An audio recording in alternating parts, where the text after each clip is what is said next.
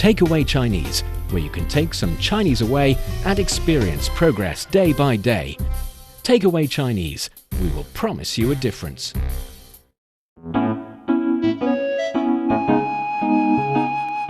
你好，欢迎收听随行汉语 Welcome to Takeaway Chinese. I'm Niu Honglin with Steve Hatherley in the studio. Hello, Steve. Hello there.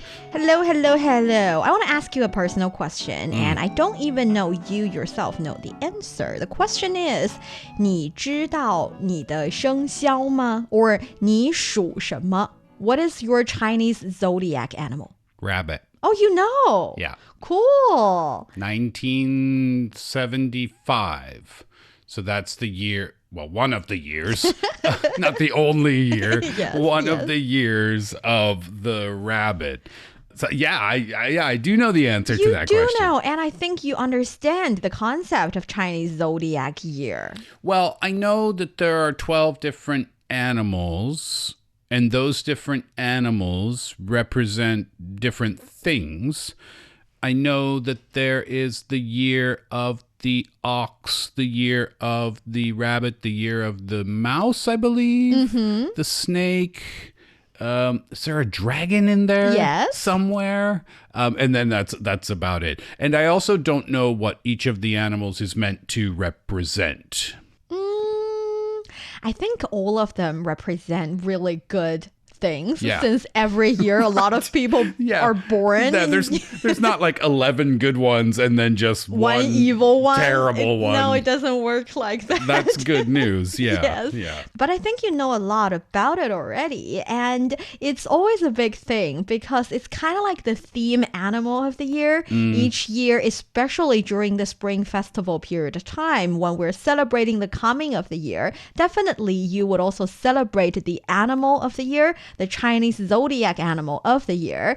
And it's also a big deal for those born in that zodiac year. Because that means they're going to have a lot of luck in that year. It's going to be a great year for them because that's their year. Yes, that's their year. And it holds definitely a lot of cultural significance. And, you know, for my parents' generation as well as my grandparents' generation, they can even calculate your age based on your zodiac animal. Well, because in that period of time, China was much more of a society that holds a lot of value in your neighbors, in people living in the same village of yours, in people in the same community, in the sense that not only are people contributing a lot to the development of the community, people actually know each other in the community, in a bigger community. Oh, sure. Yes, and that is why it's kind of like not that personal or not respecting boundaries when they ask your age, when they ask how you doing, did you get a boyfriend, are you getting married? These now considered personal questions that are not that polite were used to be common. Very common, and also it used to be a sign that this person cares about your life and they want the best for you. So it was different atmosphere for sure. How seriously do people take the year of the dragon or the year of the mouse, or how seriously do people take the zodiac signs? What I mean is, I'm a Libra. That's my sign. So I can look up on the internet what a Libra means. It's for people born, between September something and October or something. And I can look up on the internet and find a definition of that.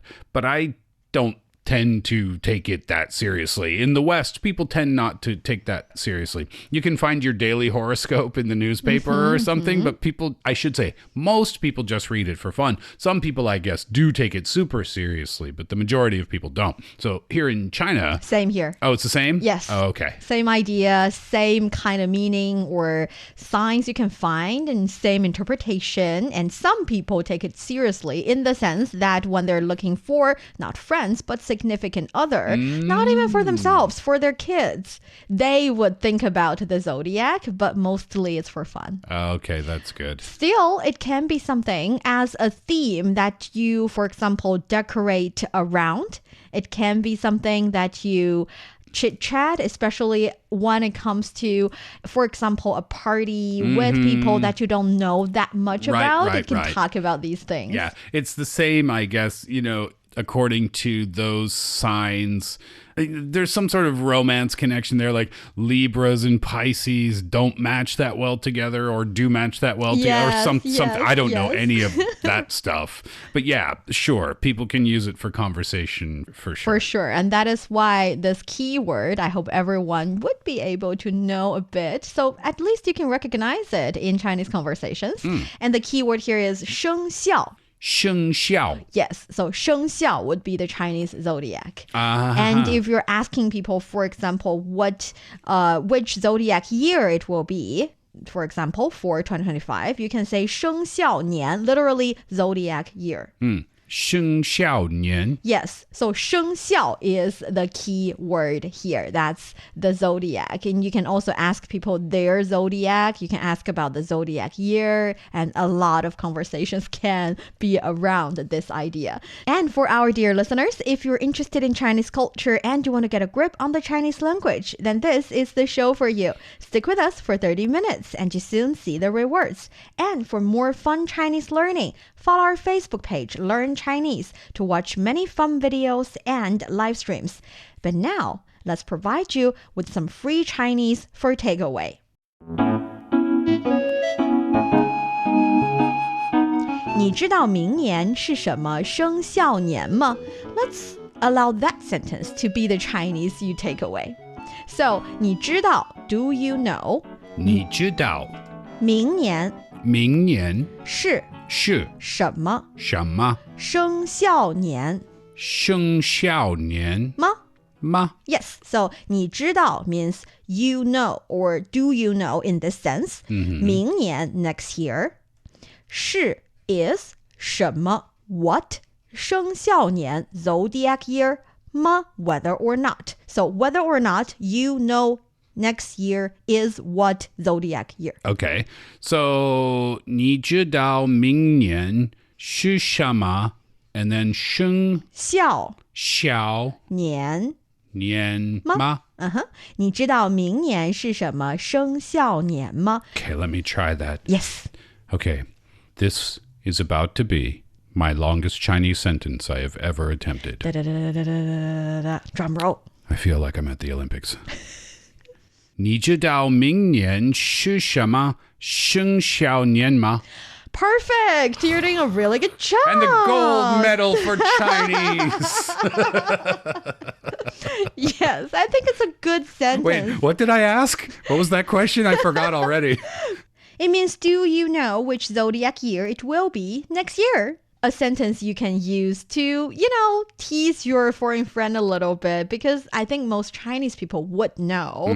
But for someone who is fresh off the boat, starting their life in China, they might not know about the zodiac year. And you can use that sentence to start a conversation with them about all the culture behind it. Right. So in that long question, I'm asking if the person knows what is the year the following year. Yes. But if I want to ask the question, do you know your animal associated? I mean, I think most people probably... Is that fair? Everybody knows? Everybody knows. Everybody knows. Oh, so ask it...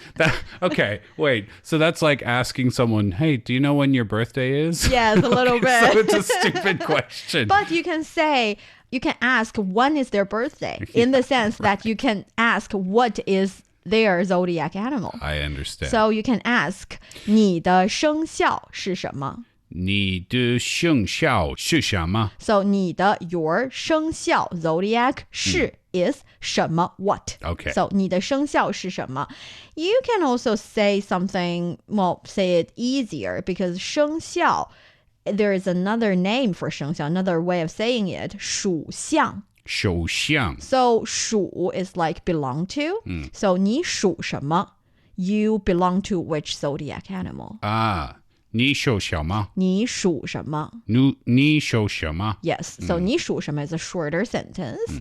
And make sure you ask a Chinese person, because I feel like 你属什么 is too short a sentence for a someone with not efficient Chinese language skill to understand. But if you ask a Chinese person, 你属什么? They'll know you're asking about their Chinese zodiac animal. Okay, cool. What's yours, by the way? Mine is closely related to the coming year because 我属蛇. 我属蛇. Mine is snake. 我属 mine is 蛇. 蛇 is snake. Yes. So my zodiac animal is snake, 蛇. And next year happens to be 蛇年. 蛇年. Yes, the year of the snake. The year of the snake. So I don't know, but I'm thinking, well, I would guess that the snake and the rabbit would not get along very well together because you cannot guess that. The rabbit could very easily be lunch for the snake. No? We also have tiger, dragon. They might not get along with the rabbit. And also we have chicken, monkey, horse. They might not get along with the snake. So you cannot really think that way. Okay. If you think that way, a lot of people won't get along. That's fair. That's true. Yeah. Okay, so you're the snake, I'm the rabbit, and now we know how to ask someone what their symbol is. Yes, and there are two ways. 你的生肖是什么? What is your Chinese zodiac? What is your symbol? Or just simply 你属什么? Got it. Both of them are okay. Although you said the second one, the shorter one, a Chinese person or a Chinese speaker would be able to understand very clearly, but if somebody's language ability isn't that good, maybe they wouldn't know. Because, for instance, if you are standing on the street counting the bicycles, how many bicycles are there alongside the pedestrian? People can also ask you, 你属什么? What are you counting? Because 属, same pronunciation, different character. The thing about the relatively shorter Chinese sentences is that we only have X amount of sounds in the Chinese language. And if the sentence is not long enough, the context might not be enough for people to understand. Why would I be on the street counting bicycles? No, I'm just saying, I'm just trying to come up with a character with a similar pronunciation. And who's going to come and ask me what I'm counting? You're right. But yeah, you know what I'm saying. I get what you're saying. High context kind of language. I'm teasing you. But yeah, 你属什么? What are you counting? Or what is your zodiac animal? 属相. Should we learn the word for bicycle right now, just in case? No. I think what we can do is to talk a bit more about the zodiac animal, especially the animal for 2025, the snake. You're listening to Takeaway Chinese with myself, Niu Honglin and Steve. We would love to hear from you. Send us your thoughts via email to learnchinese@cri.com.cn. Coming up next, like we promised, we'll talk more about the zodiac animal snake, the zodiac for the coming 2025. Don't go away, so you will take some Chinese away. Welcome back to Takeaway Chinese. I'm Niu Honglin with Steve Hatherley here in the studio. We are going to tell you all about the zodiac for the coming year. The zodiac for the coming year would be... the snake. Yes, 蛇. We didn't talk about yet, though, just the Chinese zodiac system and the story behind why it is what it is. Yes, because when it comes to the Chinese zodiac, we know there are 12 ones and hence a 12-year cycle, so that every 13 years you would see the second time of one of the zodiac animal. Yeah, that's why it's such a big deal when your year comes around, because it doesn't come that often, right? Yes, exactly. And there are so many different versions about the order of these 12 zodiac. Though it's a cycle, it doesn't really matter which one is the first one. Yeah, when you try to remember them, there is a first one, and the first one is rat. Mouse or rat is the first zodiac animal. Is there any particular reason, maybe this is not easy to answer, maybe because the answer could be too long, but is there any reason why that's the first animal? Well, I don't think it's a reason. It's more like stories explaining the order or explaining how come tiny little rat, the very small animal, can be the first one. Because if you think about it, rat is the first one, Niu, ox, Hu, tiger, Tu, rabbit, Long, dragon, 蛇, snake, 马, horse, 羊, goat, 猴, monkey, 鸡, chicken, 狗, dog, 猪, pig. If you think about them, the first several ones are relatively major, mighty, huge animals, even though rabbit was there. Well, as a tiny animal in the middle of all those big ones. And the latter half are relatively smaller, smarter animals and swifty animals. Yet, mouse or rat is the very first one. By the way, in the Chinese language, both mouse and rat are 鼠, 老鼠. So there's no such significance. There's no distinction. No distinction. So legend has it that the reason the order is as such was because one specific god. Oh, by the way, in the Chinese mythology system, there are a lot of different gods responsible for different things. There are gods in the land governing the territory. There are gods in the river, safeguarding the animals in the river. There are gods in the forest. There are gods in the kitchen. The kitchen god is also very important, by the way. So there are gods for a lot of different things. There's a kitchen god? Yes, there's a kitchen god. I did not know that. Oh, and also there's a god for good fortune, for wealth. So a lot of different gods. So once upon a time, in order to find out different zodiac signs for different year, this one god decided to hold a race. A running race from one side of the forest to the other. And every animal was invited to sign up and join the contest. And back then, I think cat and rat were really good friends. And the cat asked the rat to wake him up to join the contest. Yet what the rat did was to ditch his friend and join the contest by themselves. So what he did, because it's a tiny little rat, it can't really run that fast. So it hide on the back of a mighty ox and wait for the ox to almost cross the line and jump ahead. So if you think about the speed of all these animals, it kind of makes sense that it's the rat, the ox, and the tiger. The rabbit also runs really, really fast. So that's kind of the order. And that also explains how come cat is not in the zodiac animal. And also it explains how nowadays cats chases after rats all the time. I see. What about the snake? Since this is the year of the snake, does the snake have a large cultural significance here in China? Well, to start with, I'm not really sure if you know, dragon is considered something really, really positive in the Chinese culture.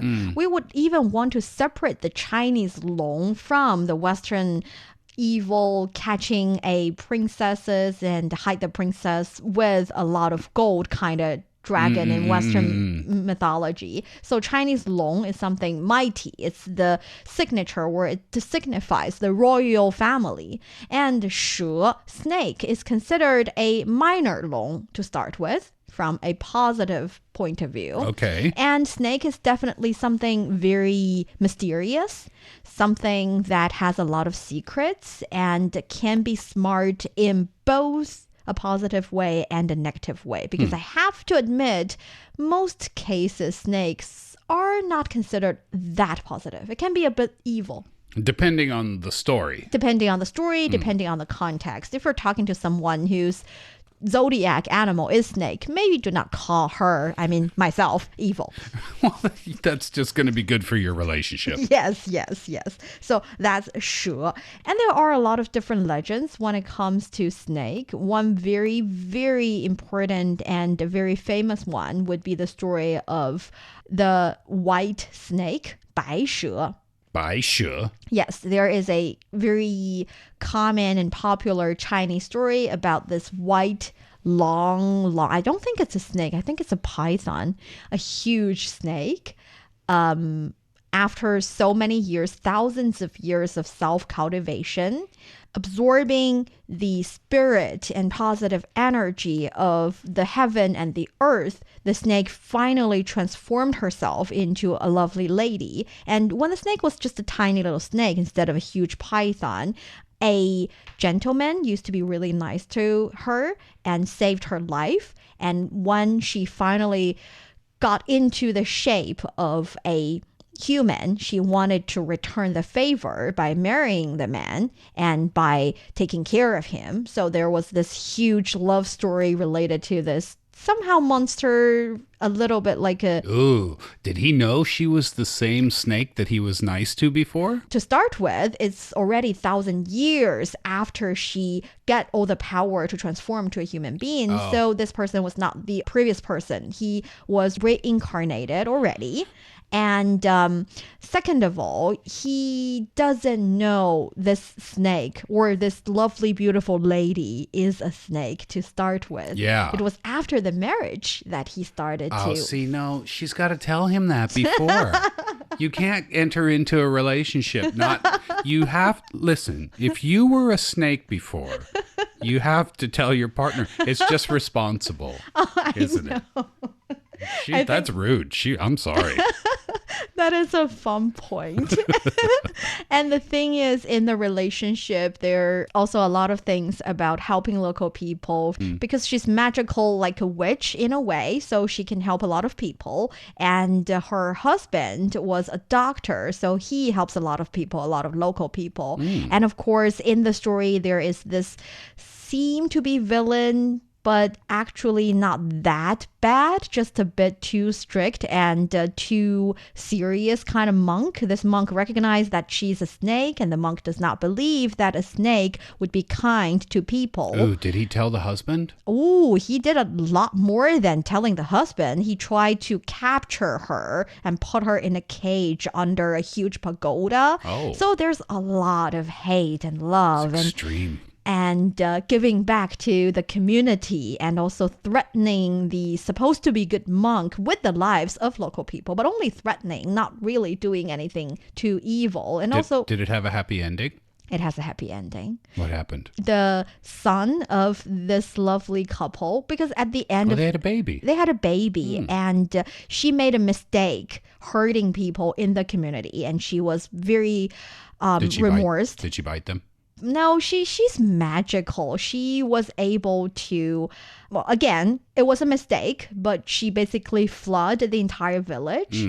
And she was very, very much regretted. So she turned herself in, got into the cage in the pagoda, and spent her life, not, her entire life because she's thousands of years old, but she spent the most lifetime of her husband's and also wasted the time of their baby growing up. Yet the baby turned out to be a very decent gentleman, and he entered the imperial examination and he got the first in the ranking. So he was very successful, and he decided, when he realized that his mom was in the pagoda the entire time, he tried to rescue her. And that was the happy ending. Wow. What happened in season 2? It's really a long story. And It is. I have to say, there are so many different versions. Yeah. There are versions that the snake was purely evil and she hurt the people in the village on purpose. But there are also versions that more people would enjoy, like myself, because it was transformed into a Chinese TV series. I was just about to say, that sounds like a really Yes. entertaining TV series. It is. And the snake was played by a really beautiful lady, and everybody likes the snake lady, and everybody believes that the monk was the bad guy, the super villain. So, yeah. Oh, that's fun. And with that story, people with the zodiac of a snake got a little bit better.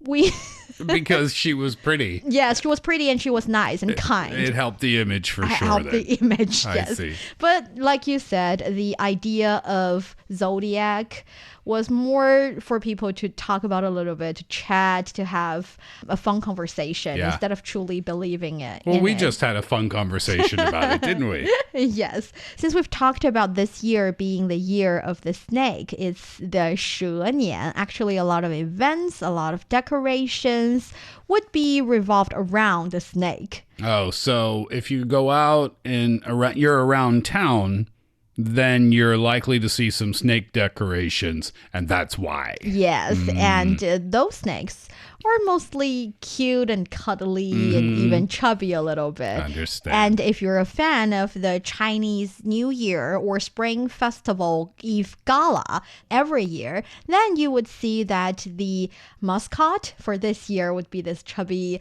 lovely snake. Oh, fun and cute too. Yes. All right. So I think that is the key message for this episode. Shall we do a little review of the words we've learned? Let's do that. Yes. So for the very first sentence, if you want to ask someone, do they know which zodiac year it will be next year? You can say, 你知道明年是什么生肖年吗？你知道明年是什么生肖年吗？ How about if you want to ask someone their zodiac sign? 你的生肖是什么？ Yes, 你的生肖是什么? Or the shorter version? Oh, I forget the shorter version. 你属什么? 你属什么？ Yes, 你属什么? And you can say 我属蛇. That's mine. Yeah, mine is the snake. 我属蛇。 Yes, and for Steve, you can say 我属兔. 我属兔。 Yes, yours is the rabbit.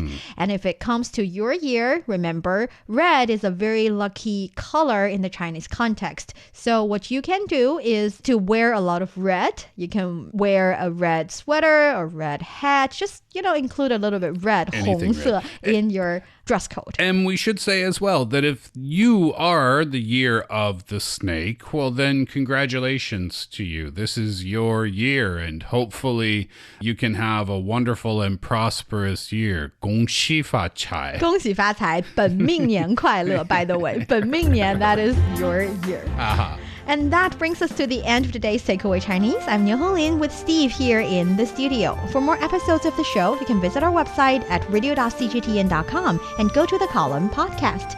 You can also listen to the show and read the script there. Find us wherever you listen to your favorite podcast. Just search for Takeaway Chinese. Don't forget to leave your questions, comments, and a 5-star rating. And maybe this time, tell us your zodiac sign. 感谢收听，我们下次再见。谢谢. Thank you very much. See you next time.